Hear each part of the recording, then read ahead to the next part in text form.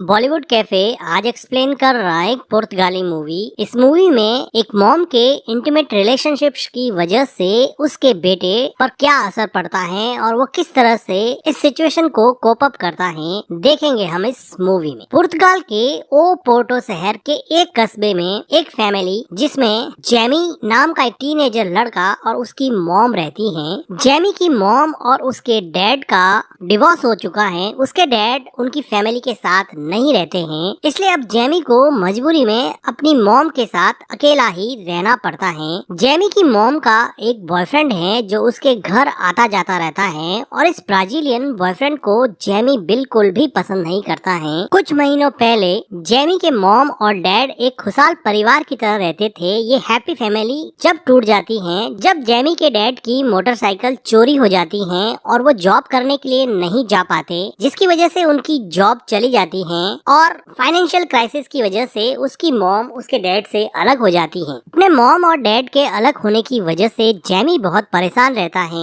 उसको समझ नहीं आता कि वो क्या करे कि उसके मॉम और डैड वापस से मिल जाएं। वो अपने मॉम की मजबूरी भी समझता है क्योंकि उसकी दो छोटी बहनें भी हैं। अपनी छोटी बहनों को जेमी और जेमी की मॉम जॉब करते समय एक डे केयर सेंटर में छोड़ जाते हैं। जेमी की मॉम तो जॉब करने चली जाती है और जेमी दिन में स्कूल चला जाता है, लेकिन जेमी अब ये चाहता है कि वो किसी तरह से उसके डैड की चोरी हुई मोटरसाइकिल वापस से खरीद ले और अपने डैड को गिफ्ट कर दे ताकि उसके डैड जॉब कर सके और उसकी मॉम से वापस रीयूनाइट हो सके। इसलिए जेमी ने अब छोटी मोटी जॉब करना स्टार्ट किया जो वो स्कूल के बाद रात में किया करता था। इसलिए वो रात को घर पर देरी से पहुंचता, जिसकी वजह से उसकी मॉम उस पर डाउट करती थी कि वो रात को कहाँ चला जाता है। उसकी मॉम उसको पूछती है कि तुम रात भर कहाँ गायब रहते हो और इतनी लेट घर पे क्यों आते हो। तो जेमी बहाना बनाता कि वो अपने दोस्तों के साथ था, लेकिन वो एक्चुअली में उसकी मॉम और उसके डैड को मिलाने के लिए पैसे जुटा रहा था। एक 14 साल के बच्चे को जो समझ में आया वो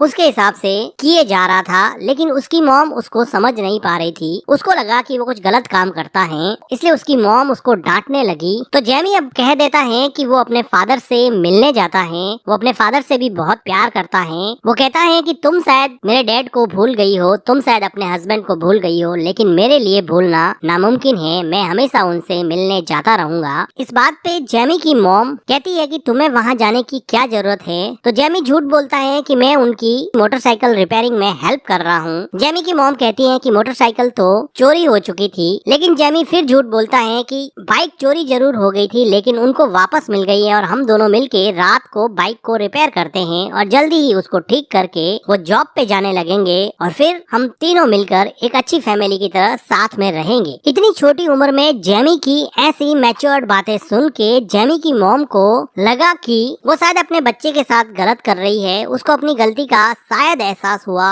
और वो जेमी से गले मिलके रोने लगी। जेमी को लगा कि शायद उसकी मॉम जल्दी उसके डैड के साथ रीयूनाइट हो जाएगी, लेकिन कुछ मिनट भी नहीं होते कि उसकी मॉम अपना मन बदल देती है और उसके बॉयफ्रेंड को देखते ही वापस से खुश हो जाती हैं क्योंकि उसका बॉयफ्रेंड बहुत सारे पैसे कमाता है जो जेमी का डैड नहीं कर पाता। जेमी की मॉम का बॉयफ्रेंड उसको बहुत सारे गिफ्ट देता है, जिसकी वजह से जेमी की मॉम की फाइनेंशियल प्रॉब्लम दूर हो जाती है। साथ में उसको एक सहारा भी मिल जाता है, इसलिए वो अपने बॉयफ्रेंड के साथ रहती है। जेमी इन सब चीजों को देख के अंदर ही अंदर बहुत दुखी होता है। वो बहुत सैड होता है कि उसका परिवार टूट चुका है, लेकिन वो अपने परिवार को वापस मिलाने के लिए बहुत डिटरमाइंड था। अब जेमी ने सोचा कि उसको किसी भी तरह से पैसे कमा के अपने फादर को बाइक वापस दिलवानी ही पड़ेगी, क्योंकि उसके फादर को एक ही काम करना आता है, पोर्ट पर बोट रिपेयर करना, और पोर्ट यहाँ से काफी दूर है और पब्लिक ट्रांसपोर्ट यहाँ पे कोई है नहीं, इसलिए बाइक से ही वहाँ पर पहुँचा जा सकता है। और बाइक उनकी चोरी हो गई है, इसलिए वो अब पैसे कमा के अपने फादर को बाइक गिफ्ट करेगा। जेमी का एक फ्रेंड है छोटे मियाँ,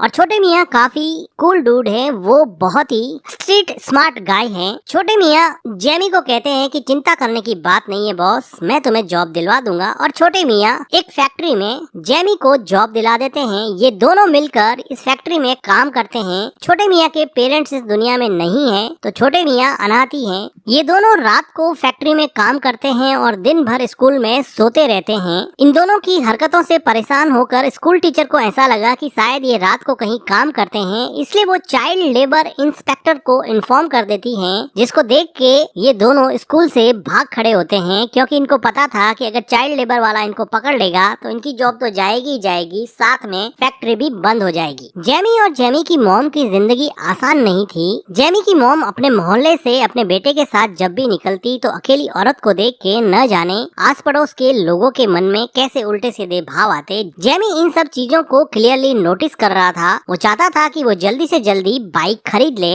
उसी रात को जॉब करके आने के बाद में जेमी को एक रिच औरत दिखती है जो उसको कहती है कि तुम हमेशा रात को मुझे दिखते हो, तुम क्या करते हो। तो जेमी उसको बताता है कि वो छोटे मोटे काम करके पैसे इकट्ठे करने की कोशिश कर रहा है। तो वो लेडी जेमी को गोल्फ कैडी की जॉब ऑफर करती है। वो कहती है कि कल तुम गोल्फ क्लब में आ जाना और हमारे लिए एक कैडी का काम करना। अब जेमी ये जॉब ऑफर अपने फ्रेंड छोटे मियाँ को भी देता है और ये दोनों मिलकर गोल्फ क्लब में इन रिच लोगों के लिए गोल्फ कैडी का काम करने लगते हैं। जेमी देखता है कि वही लेडी जिसने उसको जॉब ऑफर किया था और उसका हस्बैंड किसी से बात कर रहे हैं। थोड़ी देर बाद में उस लेडी का हस्बैंड जेमी के पास में आता है और जेमी से बातें करता है, जिसकी वजह से वो बिजनेसमैन जेमी की बातों से इम्प्रेस हो जाता है और उससे दोस्ती कर लेता है। जेमी को लगा कि जैसे जल्दी ही उसके पास इतने पैसे इकट्ठे हो जाएंगे कि वो बाइक खरीद सके और अपने डैड को दे सके। वो खुशी के मारे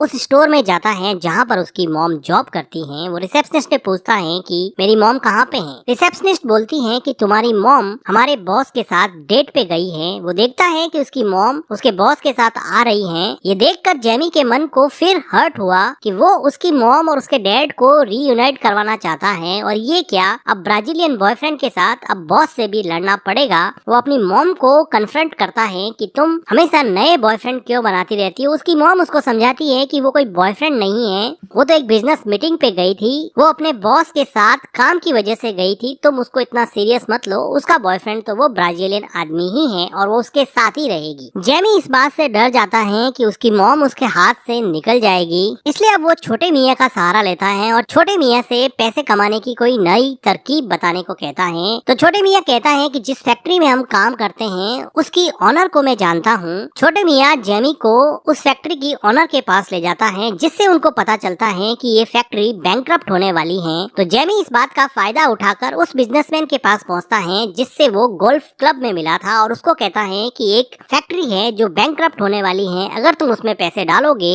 तो वो फैक्ट्री वापस से रिवाइव हो जाएगी और तुम एक प्रॉफिटेबल बिजनेस बना डालोगे। वो बिजनेसमैन तो जैसे इस अपॉर्चुनिटी की तलाश में ही था, वो डिस्ट्रेस एसेट को खरीदा करता था। तो जेमी को इससे अच्छा खासा कमीशन मिला और इस कमीशन से जेमी अब आराम से अपने डैड के लिए उनकी बाइक खरीद सकता था और अपने फैमिली को वापस रीयूनाइट करवा सकता था। वो खुशी खुशी घर जाता है तो वो देखता है कि उसकी मॉम का बॉयफ्रेंड उसके कमाए हुए पैसे गिन रहा है, जिसको देख के जेमी काफी गुस्सा हो जाता है कि उसके कमाए हुए पैसों को तुमने कैसे हाथ लगाया। लेकिन ये ब्राजीलियन बिना किसी सेम के बच्चे के कमाए हुए पैसों को अपने पास रख रहा था और उल्टा उसको धमका रहा था कि तुम तो एक छोटे बच्चे हो, तुम कोई भी जॉब कर नहीं सकते, इस देश में चाइल्ड लेबर गैर कानूनी है, तुम्हारे पास कहाँ से पैसे आए। इस बात पे जेमी के पास कोई जवाब नहीं होता है। फिर भी जेमी अपने पैसे वापस लेना चाहता है तो उसकी मॉम का बॉयफ्रेंड कहता है कि मैं तुम्हारी मॉम को बता दूंगा कि तुम रात को जॉब करते हो, जो कि इस देश में इल्लीगल है। तुम्हारी मॉम भी तुम्हें छोड़ेगी नहीं अगर उसको पता चला कि तुम रात को जॉब करके पैसे कमा रहे हो। अभी आदमी जेमी को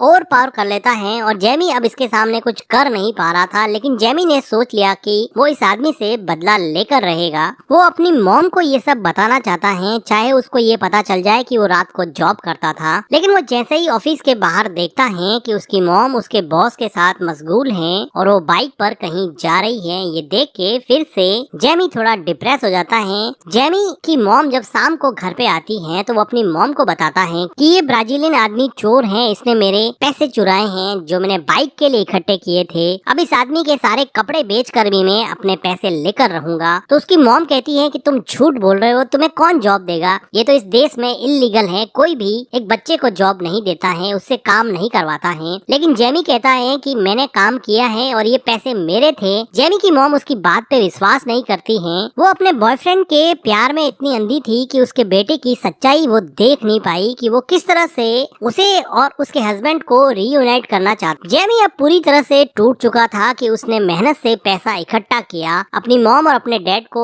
रीयूनाइट करने का प्लान किया, लेकिन उसकी मॉम उस पर विश्वास ही नहीं कर रही है। तो वो क्या कर सकता है? उसकी मॉम के साथ उसका बहुत बुरा झगड़ा होता है और उसकी मॉम उसको कहती है कि यहाँ पे तो मेरा बॉयफ्रेंड रहेगा ही, तुम्हें जहाँ जाना है तुम जा सकते हो। अंदर से टूट चुका जेमी परेशान होकर अपने डैड के पास पहुँच जाता है। वो डैड के साथ थोड़ा टाइम स्पेंड करता है। इतना सब होने के बाद में भी जेमी ये चाहता था कि उसके डैड और उसकी मॉम वापस से मिल जाए, इसलिए वो अपने डैड को कहता है कि मॉम हमेशा आपको याद करती है, आपके बारे में बात करती है, वो आपसे वापस मिलना चाहती है। उसके डैड इस बात पे विश्वास नहीं करते हैं, लेकिन एक नन्ही सी जान दोनों को मिलाने की कोशिश हमेशा करता रहता है। कुछ दिनों के बाद में उसकी मॉम उसके डैड के पास आती है और उनसे झगड़ा करती है कि इल्लीगल तरीके से तुमने मेरे बच्चे की कस्टडी ले ली है, मैं तुम्हारे ऊपर केस कर दूंगी, तुम्हें बर्बाद कर दूंगी। जेमी का डैड जेमी की मॉम को कहता है कि ये खुद अपनी मर्जी से आया है और अपनी मर्जी से ही रह रहा है। मेरी जिंदगी में छोटा सा फाइनेंशियल क्राइसिस क्या आया, तुम मुझे छोड़ के चली गई। तुम देख तो रही हो ना इस देश की हालत क्या है, यहाँ पे कितने लोग बेरोजगार हैं, फिर भी लोग साथ में रह रहे हैं ना। लेकिन जेमी की मॉम उसको कहती है कि परिवार चलाने के लिए पैसों की जरूरत पड़ती है, तुम्हारे जैसे निकम्मे और बेरोजगार आदमी के साथ मैं कभी भी नहीं रहूंगी। और इन आर्ग्यूमेंट्स के दौरान इनका झगड़ा काफी बढ़ जाता है, जिसको देखकर जेमी काफी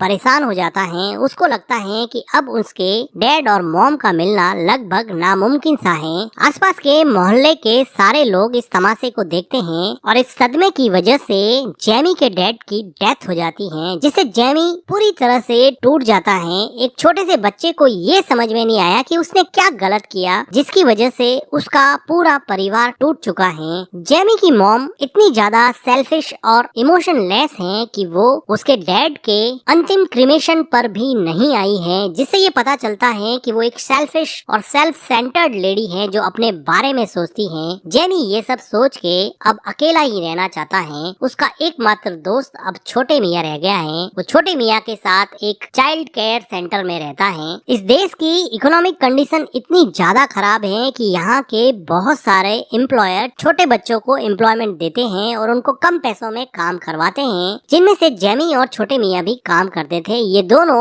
कंस्ट्रक्शन साइट पे काम करते हैं। जेमी छोटे मियाँ से काफी बड़ा था, जो इजीली काम को मैनेज कर देता था, लेकिन छोटे मियाँ एक दिन कंस्ट्रक्शन साइट पे काम करते करते नीचे गिर जाते हैं। छोटे मियाँ को जल्दी से हॉस्पिटल ले जाया जाता है, जहाँ पर ये पता चलता है कि छोटे मियाँ कोमा में जा चुके हैं। अपने एकमात्र दोस्त की ये हालत देख के जेमी काफी घबरा जाता है। बड़ी मुश्किल से वहाँ खड़ी नर्स उसको संभालती है। जेमी अब पूरी तरह से टूट चुका था। उसका एकमात्र दोस्त अब कोमा से लड़ रहा था। जेमी के लिए हद तो तब हो जाती है कि वो चाइल्ड लेबर के वेलफेयर वाला इंस्पेक्टर खुद ही जेमी को एक जॉब ऑफर करता है और वो कहता है कि तुम यहाँ पे बैठ के शू पॉलिश करो, जिससे उसको पता चलता है कि किस तरह से इस गवर्नमेंट का सिस्टम पूरी तरह से करप्ट हो चुका है और गवर्नमेंट ऑफिसर खुद ही बच्चों को किस तरह से चाइल्ड लेबर करने के लिए फोर्स कर रहे हैं और एम्प्लॉयर और गवर्नमेंट के बीच में नेक्सस की वजह से छोटे बच्चे पिसते जा रहे हैं। वो कुछ दिनों के बाद में छोटे मियाँ का हालचाल पूछने के लिए हॉस्पिटल जाता है, तो उसको पता चलता है कि छोटे मियाँ अब इस दुनिया में नहीं रहे, जिसको सुन के जेमी को बहुत हर्ट होता है। वो बहुत रोता है। छोटे मियाँ ने जेमी के लिए अपने डुप्लीकेट नाइकी के शूज छोड़े हैं, क्योंकि जब छोटे मियाँ जिंदा थे तो वो जेमी को हमेशा बोला करते थे कि जब मैं मर जाऊंगा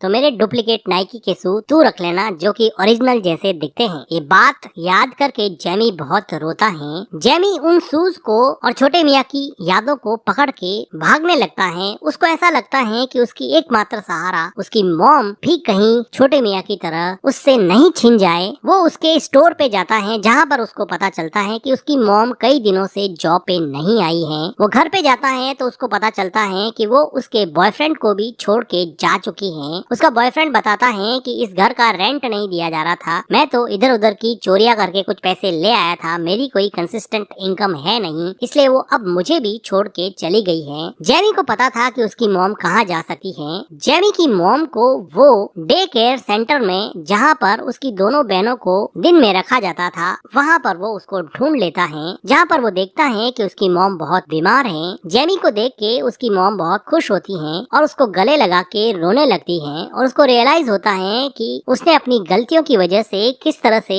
उसके पूरे परिवार को उजाड़ के रख दिया है। लेकिन समय बीतने के बाद में चीजों को सही करना बहुत मुश्किल हो जाता है। फिर भी जेमी की मॉम अपनी गलतियों को सुधारना चाहती हैं। वो अब एक नई जॉब के लिए अप्लाई करने जा रही हैं। वो मोहल्ले की एक बुचर की शॉप में कैशियर की जॉब मांगने जाती हैं और ये बुचर जो उसको मोहल्ले में गलत तरीके से देखा करता था, वो उसको जॉब ऑफर करने के लिए खुशी खुशी राजी हो जाता है। अब जेमी की मॉम के पास और कोई चारा नहीं था। वो कैशियर की जॉब यहाँ पे ले लेती है क्योंकि उसको 3 बच्चों को पालना था। इधर जेमी बहुत मेहनत करके पैसा इकट्ठा करके अपने डैड की बाइक खरीद लेता है और वो अपने डैड की बाइक अब इस पुर्तगाल की सड़कों पे चला रहा है। जेमी 14 साल का था लेकिन वो एक 40 साल के आदमी की रेस्पॉन्सिबिलिटी निभा रहा था। ये बाइक जो उसके डैड को चलानी चाहिए थी, गरीबी और मजबूरी की वजह से ये सारी जिम्मेदारियां उसके कंधों पे आ पड़ी है और न चाहते हुए भी उसका बचपन कहीं खो गया है, जो कि कई अंडर डेवलप और डेवलपिंग कंट्रीज की हकीकत है, जहाँ पे